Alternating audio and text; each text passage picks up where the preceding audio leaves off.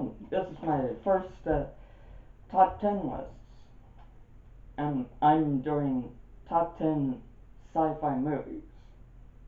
And I am going to make a bit of a stretch and mention sci-fi movie franchises, since there's going to be more than one. So, here we go. Uh, 10.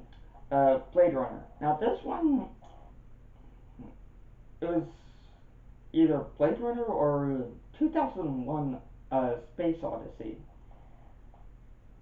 Blade Runner I remember better, and as I'm reading off of the list, it is it is majorly sci-fi, considering its setting and usage of androids. Uh, Number 9, Robocop. Now, Robocop is focused on a cyborg.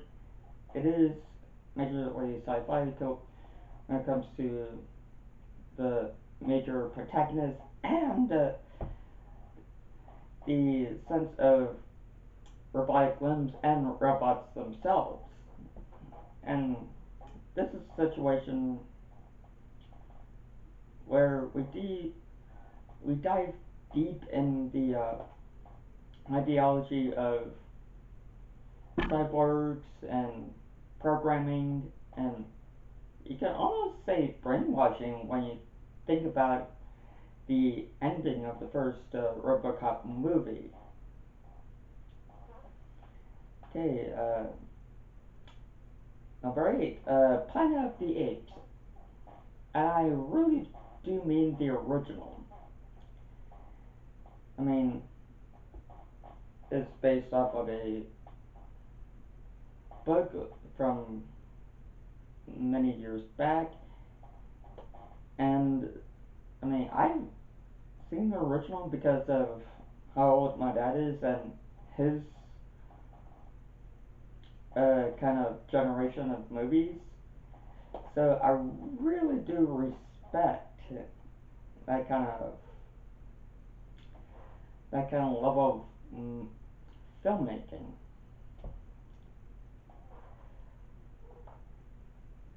Uh, Number 7, Avatar.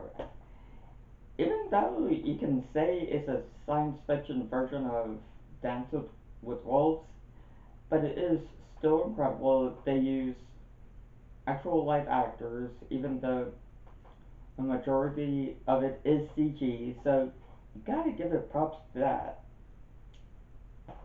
And I really do have to say, it's a Dances with Wolves that even I can watch. Uh, Number 6, Jurassic Park. I really gotta say, that is a classic. And once here on, I mean, a lot of these going up is gonna be classics. I mean, what to say about it? I mean, it's a pretty good, solid story.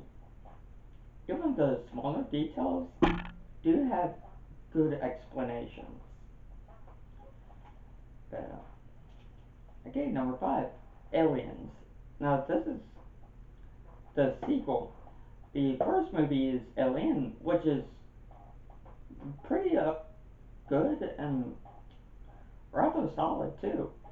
But Aliens kind of have a humans versus xenomorphs, and that's what a lot of people would probably want to see. I mean, the dangers, uh, pretty authentic. The characters are rather authentic, and we do have a main female protagonist that we can stand behind. So you gotta give her props to that. Okay, uh, number four, Terminator 2. I mean, who would hate Terminator 2? I mean, you gotta. I mean, once again, solid story. I mean, even the tiniest of details do have its explanations. I mean, okay, number three is a bit of a stretch, and it's really a situation where, yeah, you might hate me for this. Matrix.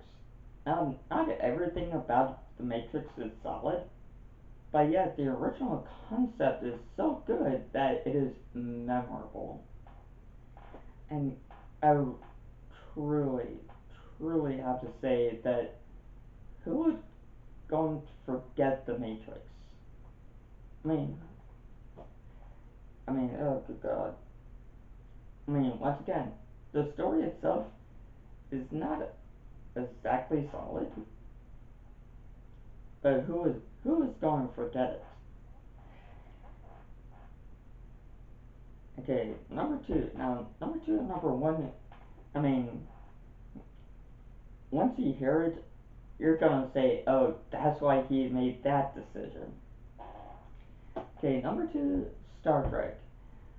Now, while I was growing up, I did see quite a few Star Trek movies and seen some of the uh, shows and episodes.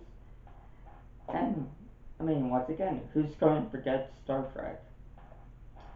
I mean, I'm not the biggest Star Trek fan, but I do honorably respect Star Trek.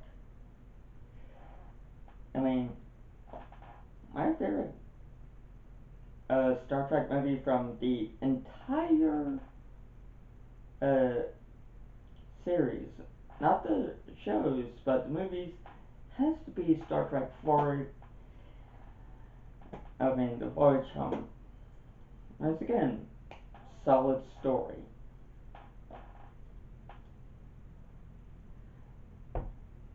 Now, our number one, my number one is going to have to be Star Wars. You cannot say sci-fi without thinking of Star Wars. Star Wars goes beyond the movies. It goes to uh, animated shows. It goes to books. It goes through video games.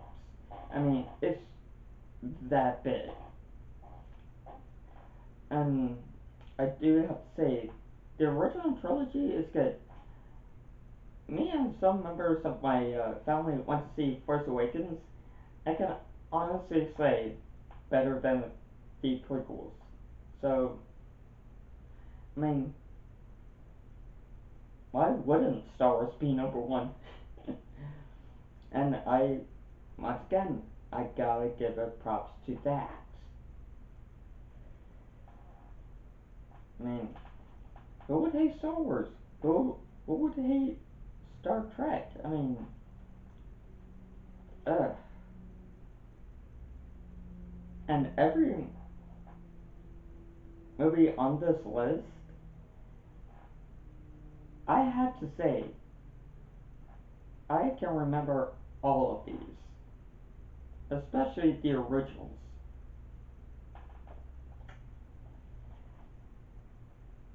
And I mean, as I'm looking at these, I mean, I have to give it props. Alright, see ya. Like, favorite, and subscribe.